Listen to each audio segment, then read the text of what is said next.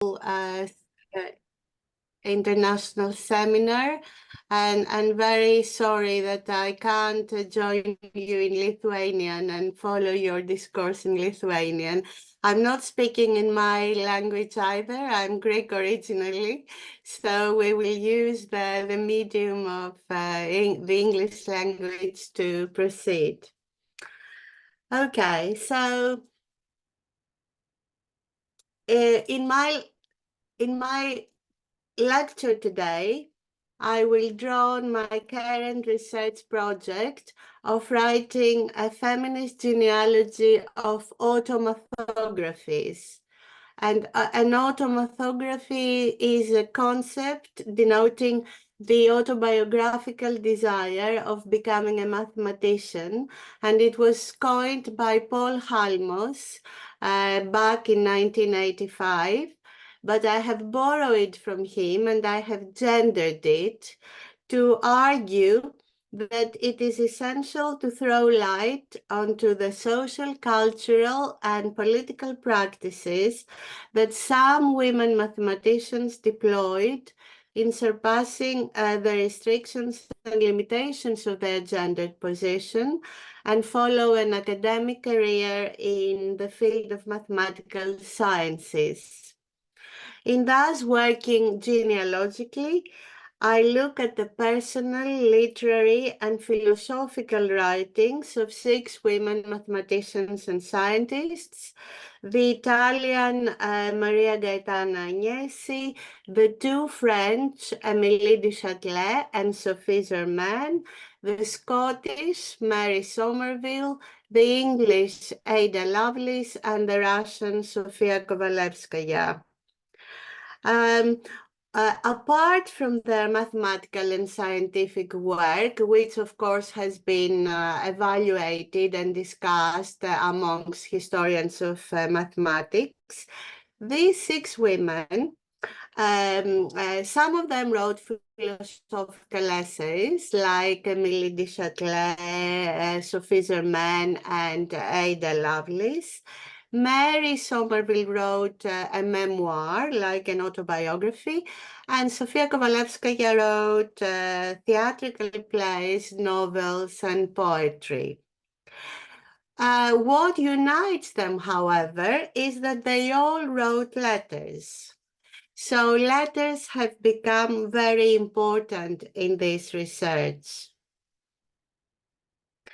Letters in general, and epistolarity in particular, has been at the heart of my research for several years, and I have written extensively about the intricacies of reading letters in excavating hidden genealogies in women's lives. What I have observed, however, is that the rich body of literature revolving around women and letters has not considered the importance of scientific correspondences in general and mathematical correspondences in particular in the excavation of the female self, in understanding the process of becoming a woman mathematician and scientist, their consciousness, as you have noted in the beginning. I have been struck by this omission, and my lecture today is precisely on epistemological and methodological issues in writing a feminist genealogy of automorphographies, drawing on women's letters amongst other autobiographical documents. In thus reading women mathematicians' letters, whether writing to their tutors, supervisors, fellow mathematicians, and even friends and lovers, I have used the lens of what I have configured in my work as epistolary sensibility, meaning the analytical trend of engaging with letters, taking them not just as any document of life, but paying close attention to their epistolary traits, which include, amongst others, their relational and dialogic character, their ephemerality, the power dynamics of the epistolary relationship, the importance of salutations and greetings, the different time frames of writing a letter, posting or not, reading it and responding to it or not, the materiality of the epistolary act, as well as the narrative extravagances of letter writing.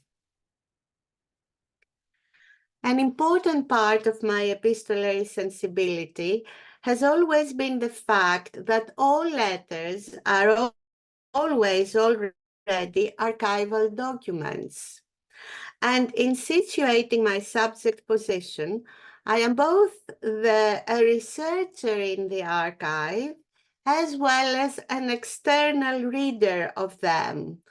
I did not write them. I did not, they were not addressed to me. So I'm an external reader to them, following Janet Altman's famous configuration.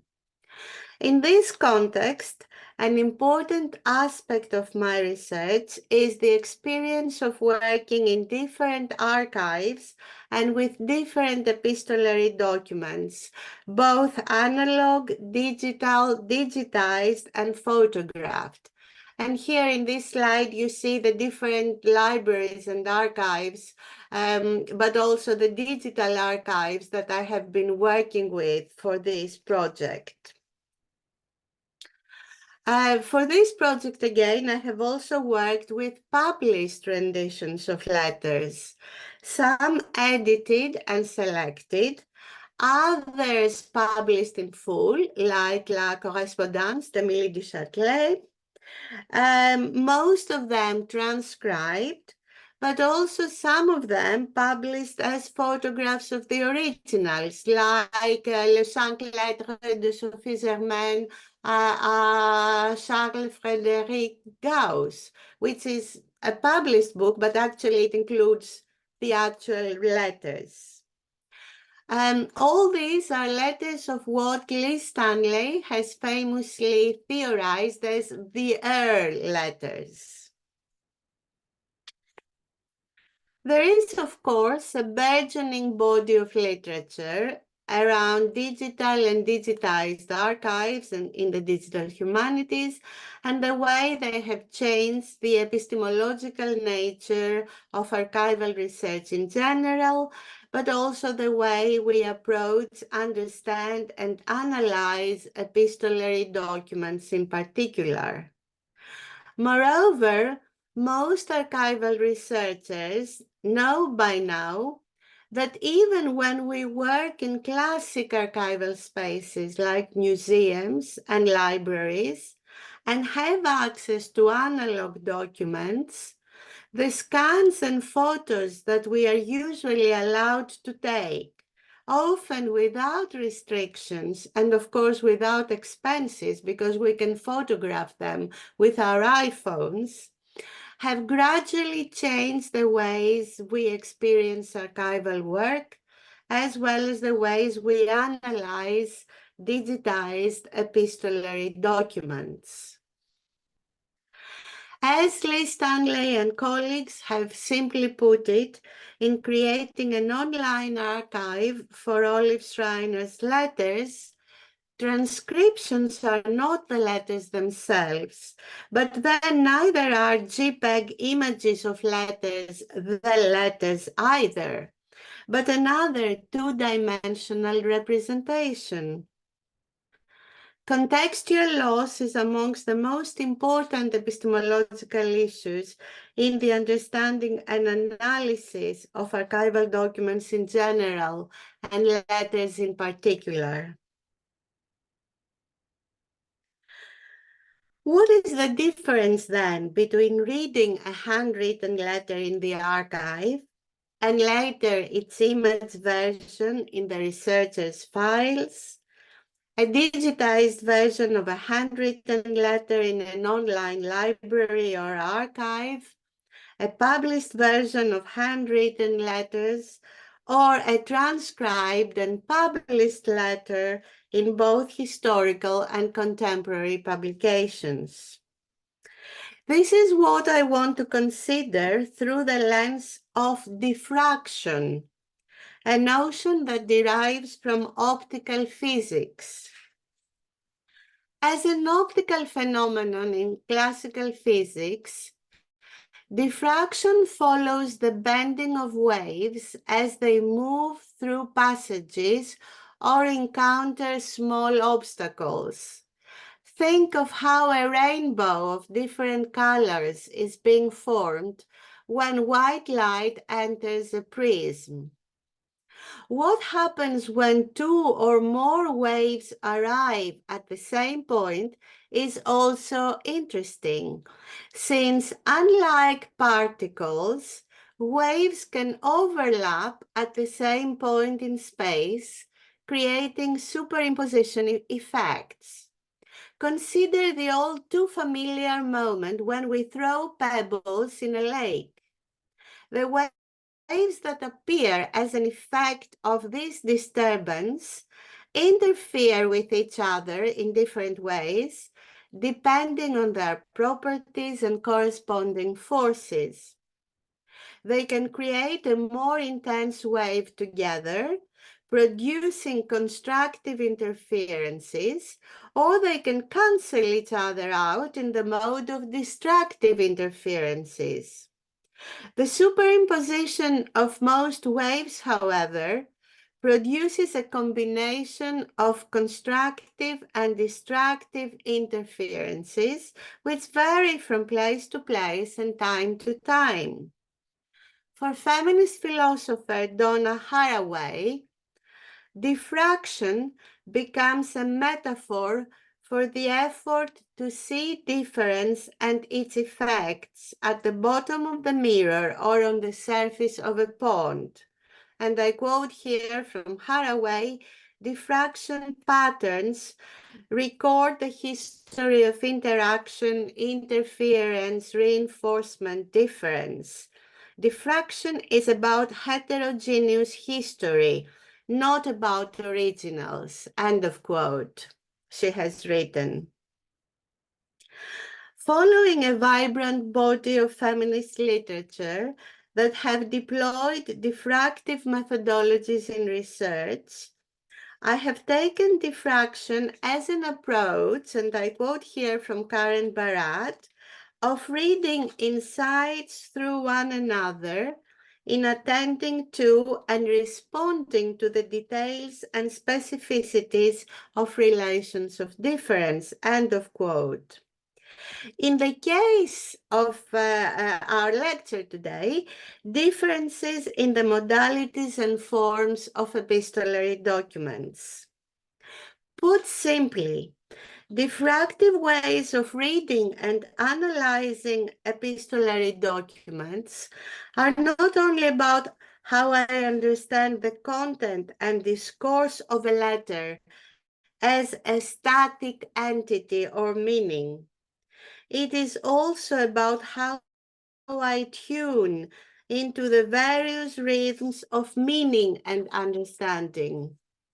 In the light of wave phenomena, the meanings that are enacted through the reading and analysis of different types of epistolary documents keep creating a variety of superimposition effects, producing constructive and destructive interferences. Finally, diffraction changes not only the way I see differences in the epistolary documents by tracing their archival trails, but also how I mark and change my position vis-à-vis the letters I am studying in my attempt to understand the process of becoming a woman mathematician in the 18th and 19th centuries Europe. In the mode of diffraction, then, touching actual letters in physical archives has triggered intense feelings of connection with corporeal and material traces In short, the tactile properties of the epistolary act. The paper, the envelope, the ink, the handwriting. Touching is a pathway to feeling and understanding, although tactile ways of knowing have been downplayed and devaluated since visual detachment has replaced tactile engagement, entrenching the divide between body and mind, as textile artist Solveig Gett has remarked. The tactile and visual properties of the epistolary documents are thus entangled in the researcher's perception and understanding, since while the letter in the archive is always visible, it also has a specific smell and even a specific sound, as its pages and leaves are turned, while the researcher flicks through them, arranges and rearranges them, immersing themselves in a particular tactile process of making sense. But touch is slow, sight is fast, Gett has further observed. And indeed, the slowness of the tactile process runs in parallel with the slow rhythms of reading and copying in the archive that French historian Arlette Farce, who worked with Michel Foucault a lot, has influentially theorized. And here is a beautiful extract from her book, Le Goût de l'Archive, that has been translated as The Allure of the Archive. In the digital age, this act of copying can seem quite foolish. Maybe it is. It's true that there is certainly something foolish about always recopying the entirety of a document instead of just taking notes or summarizing its main themes. And it would indeed be foolish, stubborn, maybe even pridefully obsessive, if this exact recopying of words did not feel somehow necessary, an exclusive and privileged way of entering into the world of the document as both accomplice and outsider, she has written. Elsewhere in my work, I have written about trans situations of making meaning and understanding triggered by the slow process of touching, reading, and copying letters in the archive.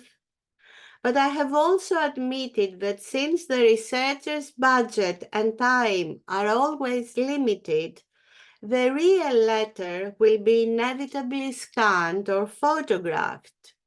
Like these letters that you see in this slide from my work in the Bodleian libraries in Oxford. And it is to their visual images that I always return when I start my analysis. I have gone to the archive, I have found the letters, I have even copied them, but I have also photographed them. And so when I return to my desk, I work diffractively. I work with my memories of touching the real letter, but also with the images that I have in front of me, as well as the text that I have transcribed.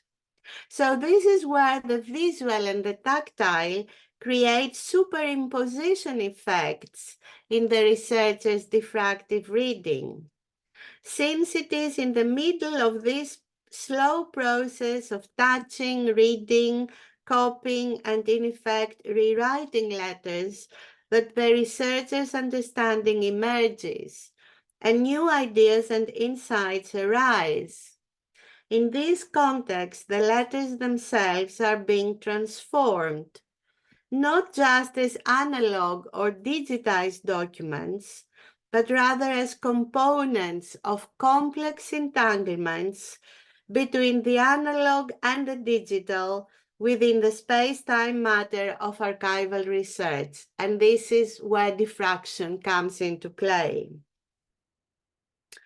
But while memories of engaging with real documents in the archive are diffused and diffracted, with reading and writing practices at the researcher's desk, what happens if the researcher only has access to online or published letters, often edited and inevitably selected?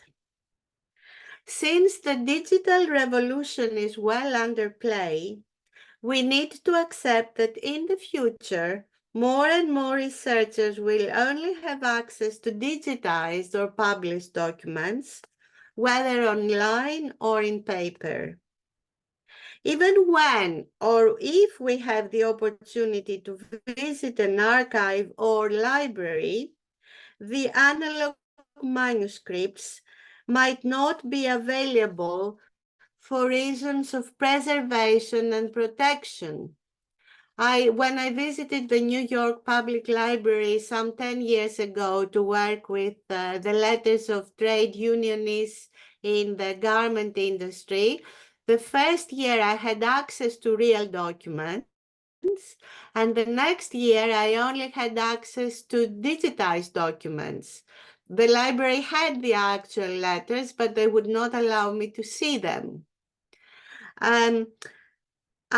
Even today, I have to admit that when engaging with manuscripts, notebooks, papers, and real letters of women mathematicians, either in the Ambrosiana Biblioteca in Milan, the Moreniana Biblioteca in Florence, the British Library in London, or the Bodleian Libraries in Oxford, I could not believe the fact that I was still allowed to unbox, touch, and flicker through such important documents without restrictions.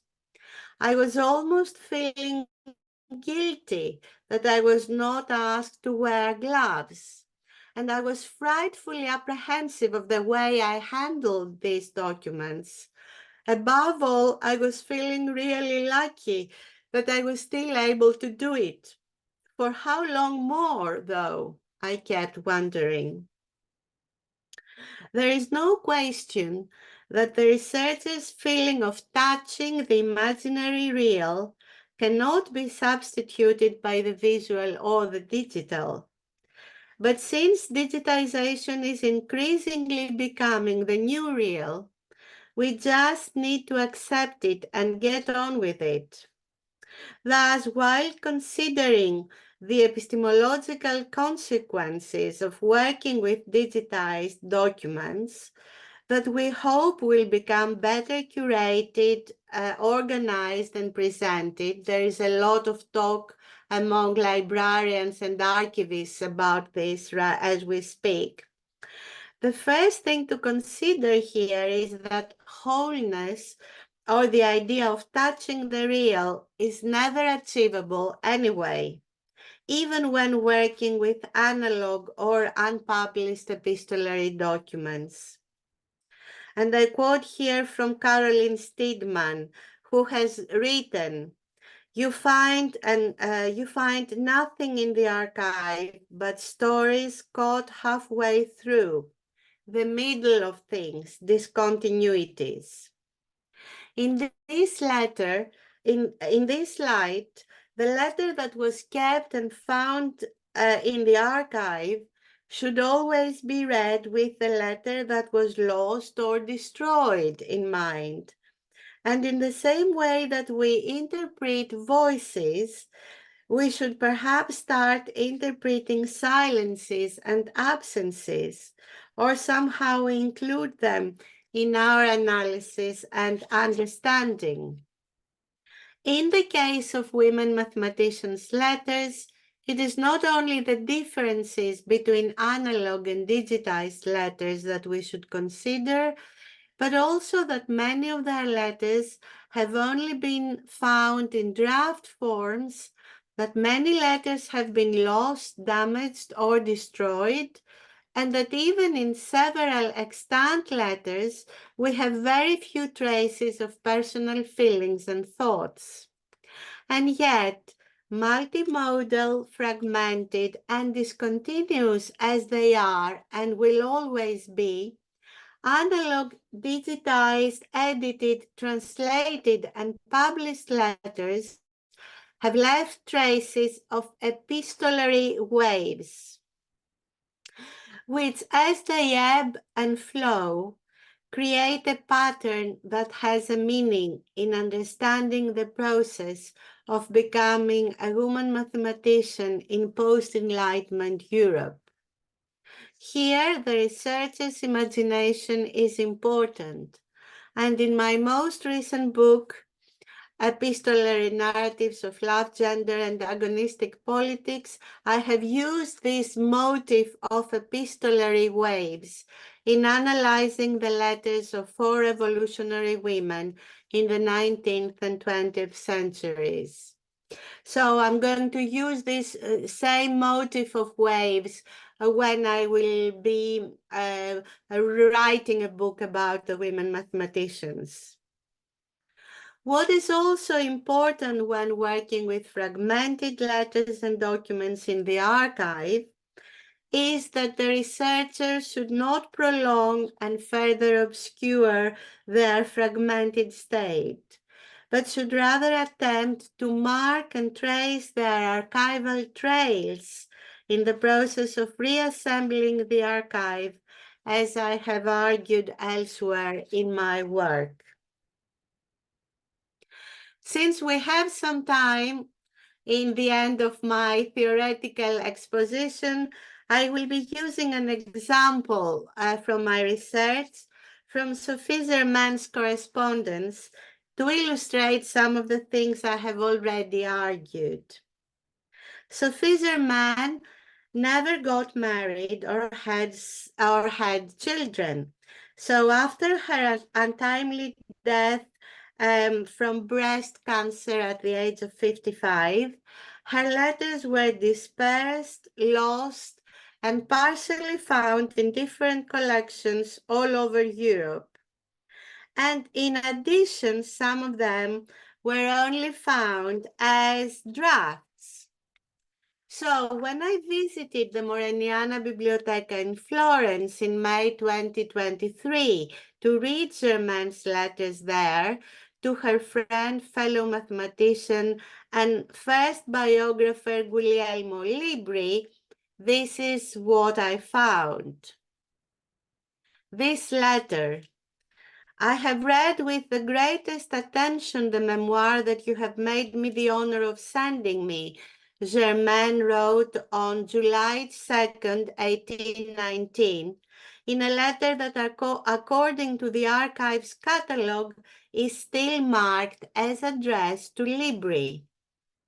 Since this is a draft of the letter that was actually sent, we can see that she had initially written the greatest satisfaction, but this word was deleted and was replaced by the most appropriate attention. I was very much interested in this deletion, which does not appear in the published transcription of the letter by Del Santina, although she comments that Germain paid much attention to the choice of appropriate words and phrases in the letter. And yet a general reference to the choice of appropriate words, as well as the omission of the deletion of satisfaction from the transcription, diminishes the analysis of Germain's epistolary discourse, given the importance of feelings in her overall philosophy of science. The date of the letter is also important, since it was sent 5 years before Germain and Libri actually met in person in Paris in May 1825. Libri's biographers have previously asserted that his relationship with Germain started in 1819 on the basis of this draft letter. But Libri was only 16 years old in 1819, and although he was about to graduate from the University of Pisa, he had not published anything yet, and thus he was not known. Their different position in the field of mathematical sciences notwithstanding, Germain would never feel uncomfortable and in search of appropriate words while addressing a 16-year-old mathematician. Neither would she know of him at this stage. But as Del Centina has further commented in her careful reading of this letter, it was not to Libri, but to Louis Poinsot that Germain was writing. What transpires from the Moreniana draft letter, then, is that in writing to an established mathematician like Poinsot, who had just written a memoir so close to her long-standing interest in number theory, Germaine must have felt that intense feelings like satisfaction had no place in her epistolary discourse. There are actually two drafts of these letters of this letter in the Moreniana library. The second draft has more deletions of more substantial mathematical parts, which shows that Germaine was really struggling to be perfect, not only with her prose, attention instead of satisfaction, but also with the mathematical parts of her epistolary exchange with Poinsot. What is definitely interesting to consider here is how an error in the archive's catalogues can lead to misconceptions in the history of mathematics, how accurate transcriptions are important in filling the gaps of contextual loss, but also how important it is to consider letters as units within a unity, as Janet Altman has famously argued. Germain's encounter with Libri was important not only because they shared ideas about mathematical problems, but also because they became friends, and eventually Libri became her first biographer. But he also archived her letters and papers. It is therefore in their correspondence that we can trace her feelings in relation to how she was treated in the Parisian mathematical circles. And this is what she wrote to him on September 15, 1826. I am not surprised at your eagerness to renew conversation that cannot be found elsewhere than in Paris. All the doors are open to you. As I am not allowed to go to any sessions, I find myself almost as foreign to the movement of sciences as if I lived in another country. And yet, I prefer to be here even more than elsewhere because sometimes it happens to me to find by chance an opportunity to instruct myself. You would perhaps not believe that being in the middle of Paris, I cannot succeed in seeing Monsieur Savard, who has made 1,000 interesting experiments. He shows them to people who can make no use of them. These facts are in my domain and mine alone, but they stay hidden. Here is the privilege of the ladies. They obtain compliments and no real advantages. This intimate letter reveals indeed how women mathematicians felt, knowing that it was only through letters that they could have a sense of belonging to the academic community, although they continuously felt the effects of exclusion. And yet it was in the same letter that Germain exchanged ideas about mathematical problems and formulas, thus bringing together what I have identified as the couplet of the personal and the scientific. In thus considering Germaine's meta-archive, her early letters, as we said in the beginning, I was also particularly not interested not only in the importance of different transcriptions and translations, but also of different citations.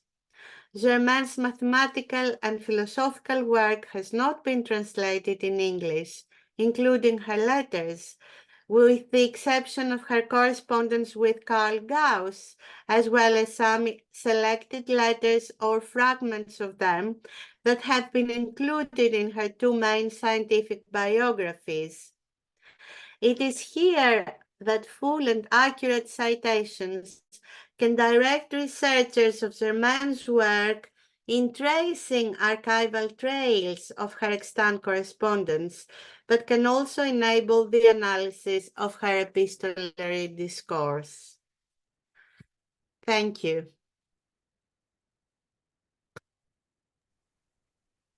Thank you very much. Thank you. This was really, I would say, not only very interesting, but also encouraging lecture because for me it was this message, like first I had this message that the researcher and the researcher of letters is not only the pure reason or pure consciousness, let's say, but it is a person with a body and with the ability to feel smell and even sound and even touch, and this is very important, having in mind this connection with this.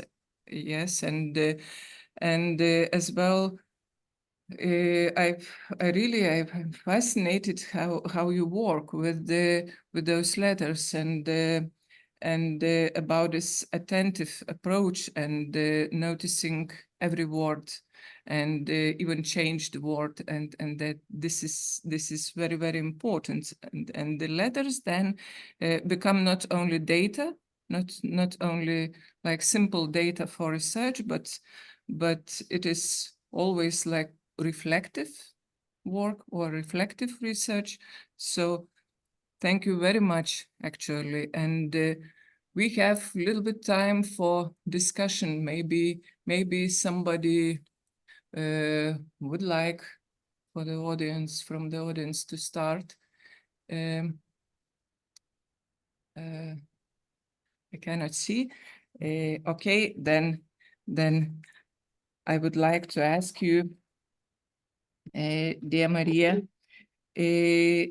actually about the concept of diffraction. We were discussing this concept and the concept of diffraction, and if we would connect it to this two types of letters. One is transcribed letters, transcription or photograph, and the second one is this real material thing, not data but a thing, because I see this difference this way, because one is simple data and another one is a thing from the past.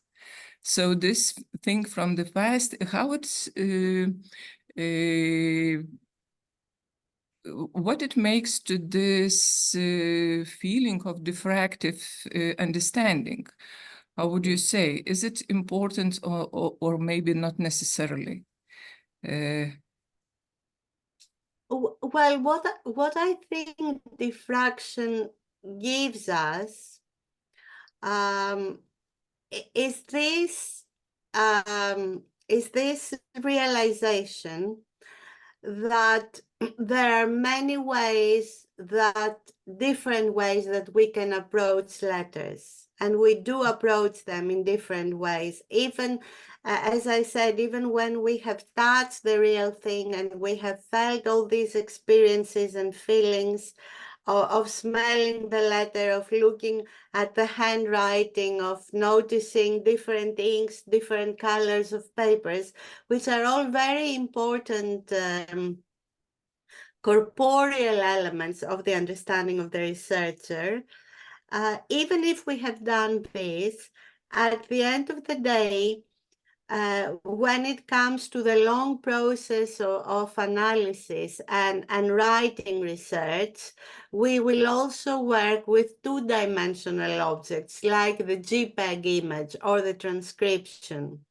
So we need to understand that these different ways, on the one hand, the real thing, on the other hand, the JPEG thing, on the third way, the transcription, and us in between, these create entanglements of different components. Some of them are material, like the thing, others are just digital, others are optical, as I said, others are tactile.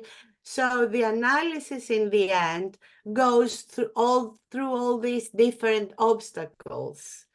And sometimes these obstacles can create a stronger analysis, like the constructive interference that I talked about, when we throw a pebble on the lake and then the circle becomes bigger and bigger.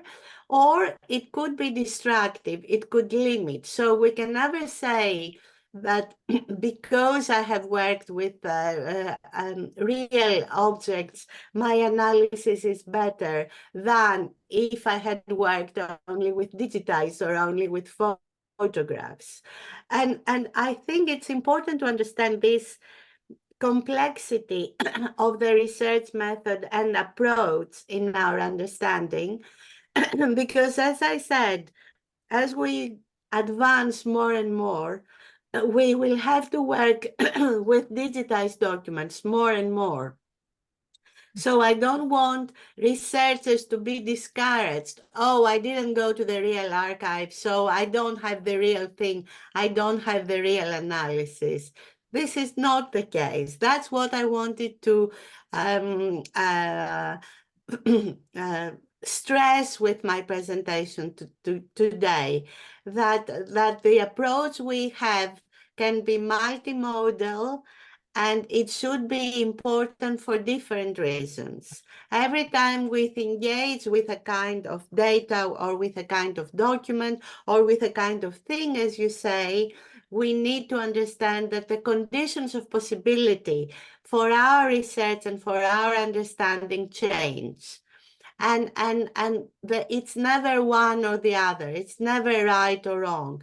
It's never the real or not the real. It's always an entanglement of all these components. And diffraction, I think, can give courage and optimism, particularly to young researchers, but also to researchers who do not have access to all these faraway archives, either because they don't have the funding to go there, or they don't have the visa to go there, or they don't have the possibility to go there. I want to give, to be optimistic and say, hang on, you know, you can go on doing your research with any way you can, and it will still be valid, because different aspects of meaning and understanding will come up through your research. Thank you. So that's what I wanted to emphasize. Yeah, all those, I don't know, approaches are right, but the researcher has to reflect them. And then to find a place, for example, and different places for working with the real documents, like with all the tacticity and smells and so on, and simply data that is, for example, somehow photographed. Yes. Or yes, yeah. that was, and I think diffraction gives you a good epistemological ground to do this. You don't do it because you think it's okay or because you compromise, but it is epistemologically grounded. Yeah, thank you very much. And of course, this material, the content is very interesting, because those women mathematicians in 19th century, of course, they were not the same as mathematicians now, I think, and they were like much more. Excuse me, can you hear me? I cannot hear you properly. You see, Yeah, that there are some now you interruptions. haven't. You're Yeah, unfrozen now, but there were disruptions before. Okay. I would like about those persons because of course they are like much more interdisciplinary or much more rich in many different experiences, and they are also novelist poets and mathematicians, and maybe sorry, I think we lost connection. Okay. There are disruptions. I can see you, but there are disruptions in your voice. Very sorry. And so, okay, I stopped to ask the same question then, and I would like to ask the audience, maybe somebody has comments or questions or something, what, some reactions. Yes, I can see Ruta, my colleague. Yeah, and I believe her. Hello, thank you. That's very interesting what you are telling us. My question is, from my experiences of working in archives, is also some additional materials that go together with the letters, photos, especially the old daguerreotype of photos. Do you take into consideration anything that goes side by side with the letters, or just letters exclusively? No, you are right. Actually, in my research with women workers in the garment industry, the research that I did at the New York Public Library, I found, as you say, very interesting photographs. And so in the book that I wrote about women workers education, which was about women workers in the garment industry education, I had a whole chapter on the photographs. And I wrote a lot about how I read photographs alongside letters, not in a simply complimentary way, because sometimes people use letters as captions for photographs, or they use photographs as illustrations of letters. But in my work there, I argued that letters and photographs create together a much richer analysis, because the text fills the gaps of the photograph, or the photograph fills the gaps of the texts. So photographs were very important. And since you can only find photographs in the archive, yes, that's very important. I totally agree with you. Mm-hmm. And I would like to ask where you stopped to investigate the context. Is it this I don't know, like a verge, where you think that this is already another kind of history and this is not interesting for my contextualization, or this context is I don't know, the more it is rich, the more better it is. Like how would you explain this? Yes, that's the question of context is very, very crucial, and I agree with it. There are two kinds of contexts that I consider when I work with letters in the archives.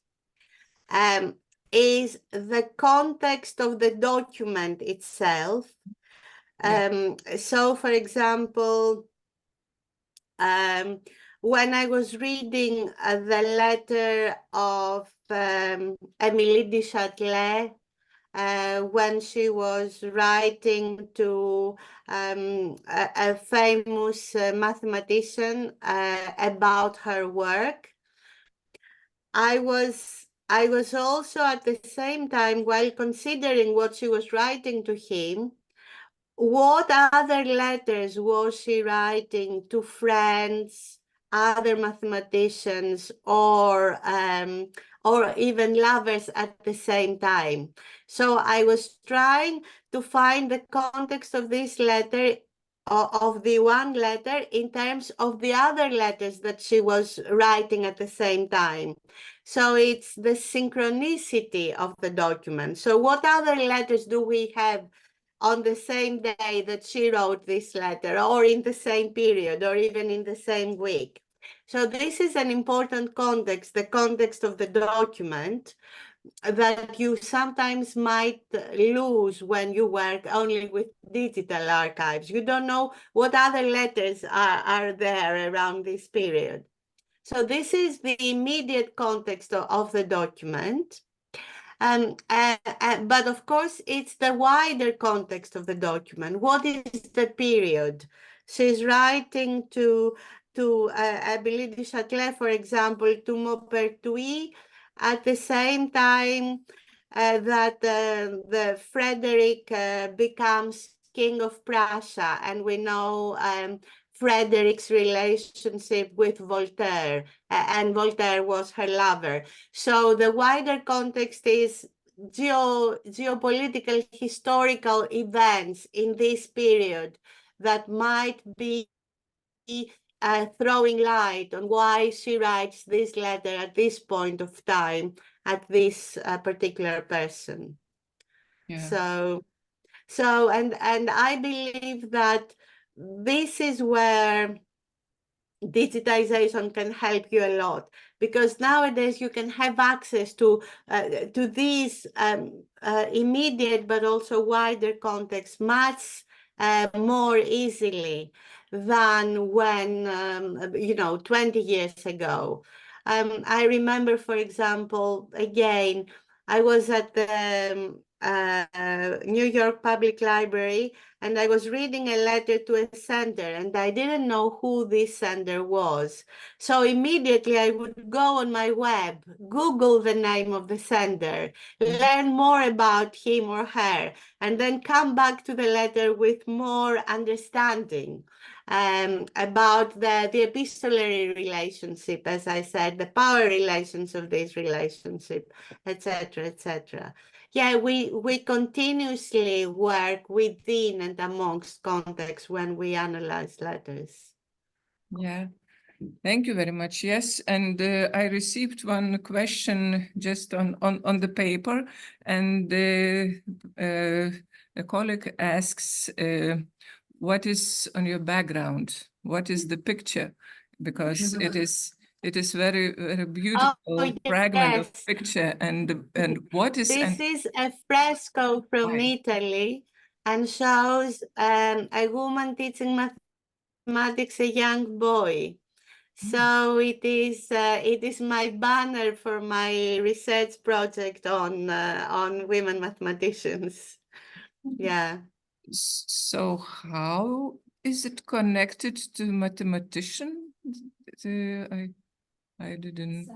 Yeah, the fresco is a woman mathematician teaching a boy Yes. mathematics. Yeah, And we it's can from see this Italy. sheet of Yeah. paper because she's holding something. Yeah, and then there's mathematical. Yeah. Something like numbers. Yeah.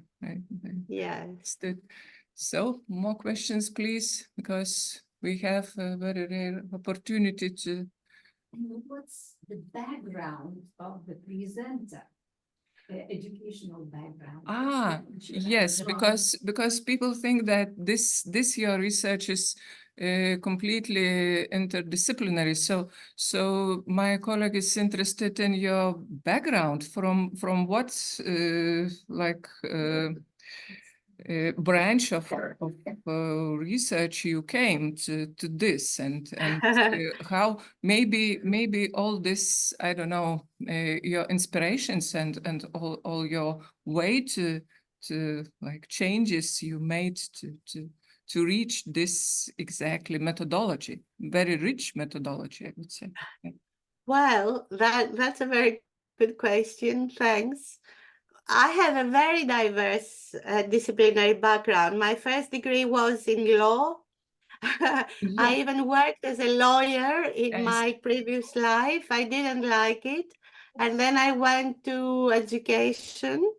And I worked with sociology and philosophy of education. This is where my master and my PhD were. And then because I was a feminist researcher, all feminist theories are interdisciplinary. So I have worked a lot with history and cultural theory. But because also I have always worked with autobiographical documents and narratives, I am very much into literary critique and literature studies. And my interest in women mathematicians was not in terms of mathematics, because as I said, this work has already been done. Historians of mathematics know about their contributions in mathematics, and I'm not a mathematician. But I was interested in the fact that these women were not just mathematicians. They were writing philosophy, they were writing literature.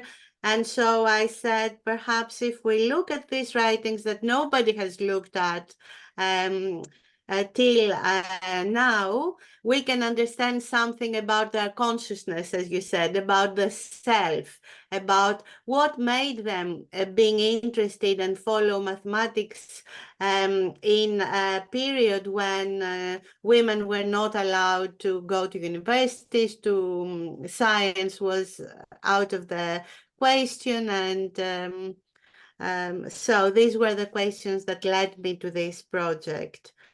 And the 6 women that I presented are the only ones that we know of in Europe. So I did not select them. These are the only ones we know of. Perhaps there were others and they have not left any documents. There is only one woman in China, Wang Zhenyi, who lived in the 18th century, and she was an astronomer, but she also wrote poetry, and she also wrote diaries of her travels. But I don't have access to her archive. None of her writings have been translated from Chinese. So this will be a case for a researcher who knows Chinese, because I find her case very interesting. Mhm. But this is so we can at least say that we know of 7 women, 6 women in Europe and 1 in China. There are no others. So this is they say that we have a question, but I can't find it. Kur tas čatas? I know. Yes, we have few questions. What do you think about analyzing one correspondence written by women, let's say a famous scientist or writer, to a man, and the problems that occur? Are they, I can't see the word. Are they not, let's say, inevitably become love letters? Or yeah, that's one question. Even if they are love letters, how to preserve wider narrative of her life? What would you say? Yeah, that's interesting question.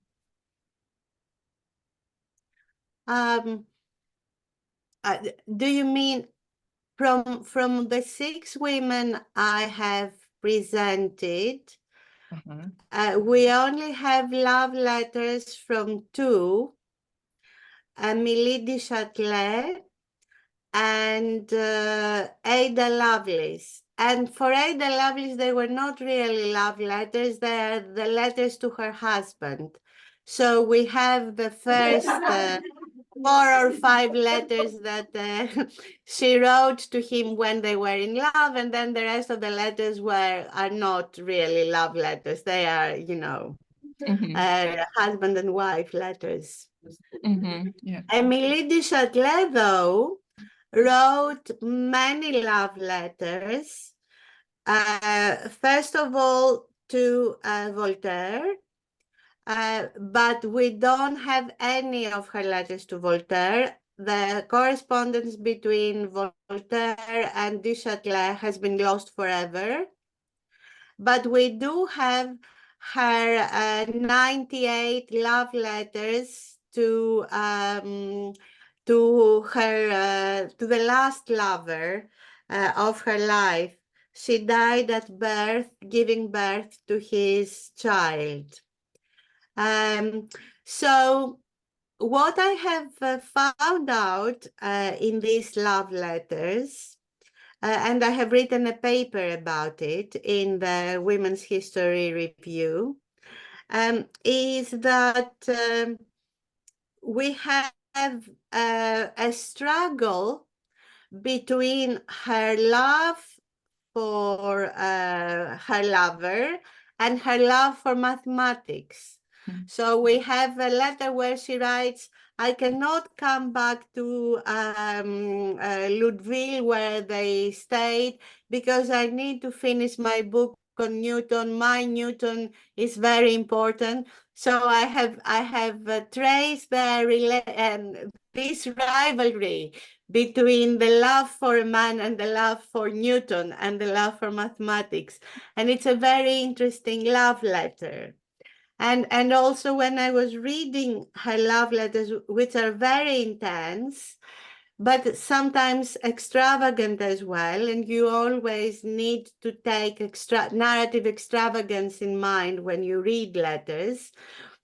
People become over dramatic when they write letters. You shouldn't take everything on face value. That's what I argue.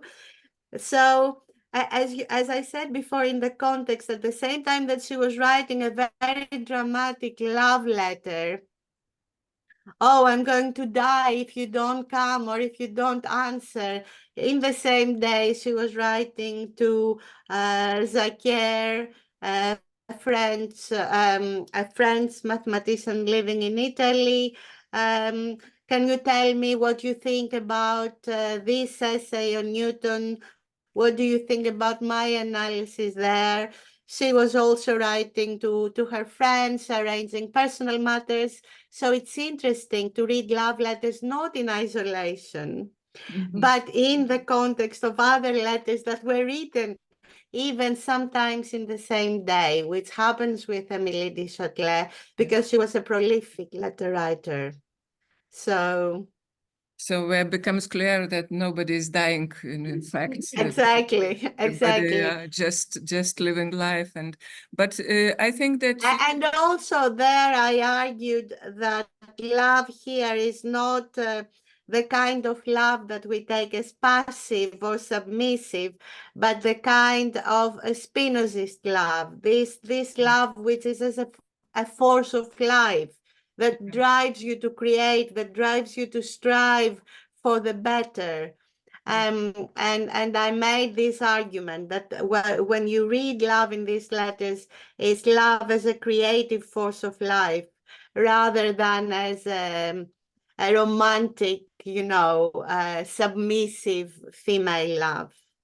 Yeah, I have this paper, I can say. It's actually open access in Women's History Review. It was published in summer. Yes, that's very important what you said, because not only those two kinds of like love letters and then some correspondence on the matter, scientific matter somewhat, but they are mixed actually. And yeah, thank you very much. Do we have more questions? No.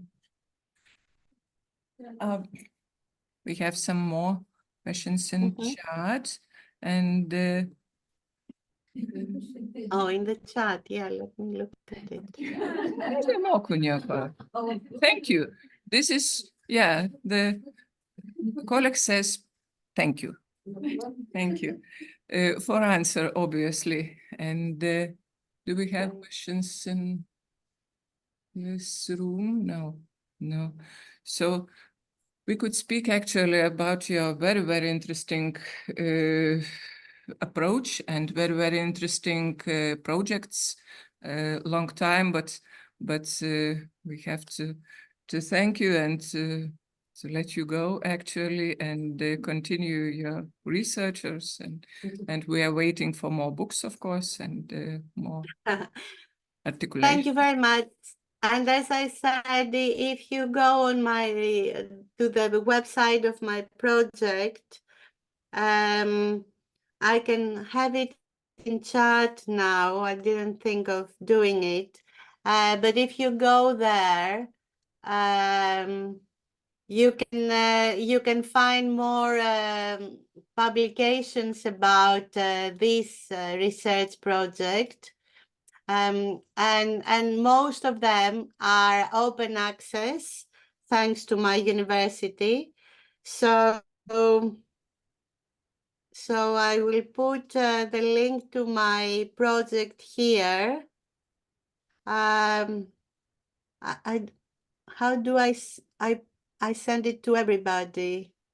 Shall I send it to?